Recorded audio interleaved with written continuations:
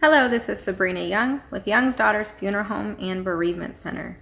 This video is about the business employer and employee sharing grief space.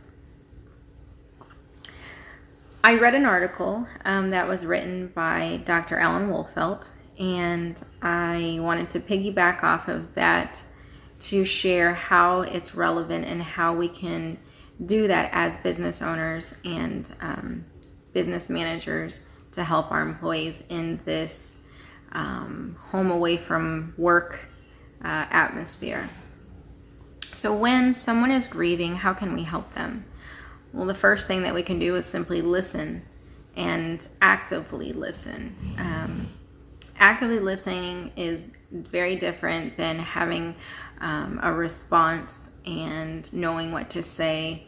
A lot of times we don't know what to say, so we just simply need to be a lending ear and listen. Engage where they can continue to tell the story of what their grief is. So giving them the opportunity to certainly repeat the story, letting different employees help to encourage them to continue to share, and keeping the atmosphere of your business normal and keeping the other employees acting normally. People have a tendency to want normalcy, and when they notice that the atmosphere at their work is different, they feel like they are going to be treated differently. Meanwhile, that people that are grieving, they want to be acknowledged that they are grieving, but in the same respect, they don't want any different treatment. So we need to be respectful and engage with them if they would want to. Showing support from your business standpoint would be sending a flower arrangement to the funeral, logging in as your business name, and sending condolences that way, again through Facebook Live or Zoom, any of the platforms that are available right now that the funeral industry is using. There's a comment section, and when you type in your comments, they are able to be printed and put into the actual register book. So seeing your comments and condolences there really mean a difference right now for the family. Signing the guest book electronically, you can do that through the funeral home's website. And of course, buying or offering bereavement support and counseling classes. Yes, it's great to talk to someone, and so this is where you would want to look at your business protocols. And if you don't have a chaplain, link up with many of the nonprofits, or you can even link up with your local funeral home, nursing homes, hospices. Everybody typically has a chaplain or a minister on staff, and you can have a good working relationship to send your employees to them, or have that chaplain come into your business and offer support.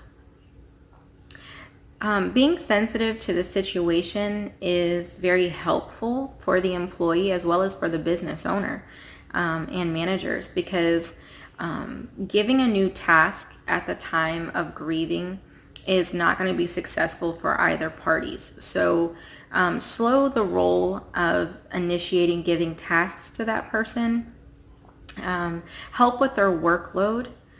Maybe readjusting, asking them where can you help them. With the open communication, it'll show a sense of honesty and appreciation to the employee. How can I help you? Do you want me to take some of your work off? Should I transfer the email communications to somebody else? But making sure that even though those tasks are getting distributed, that we don't take away from the livelihood of the person. Know how to be flexible with time off. I know as a business owner that it could be very difficult to do that at times, but if you can give paid time off or time off being flexible, help generate fundraisers. So if they are in a financial need, link with the actual funeral home instead of building a GoFundMe's. What can happen is the funeral home can generate a post on their Facebook, and then you can share that and let them know that you can either be a direct link to use your credit cards, the credit card swipes, you're consuming some of that debt, so that way you can just write a check to the funeral home or back to the family, letting them know that how they can donate. And that way those third-party costs for having those funds delivered to them is alleviated, and they can get those funds directly. Being patient on their returning back to work at a new normal. A lot of things trigger people: music, conversations, even the smell of some things. There's a variety of things that cause grief bursts.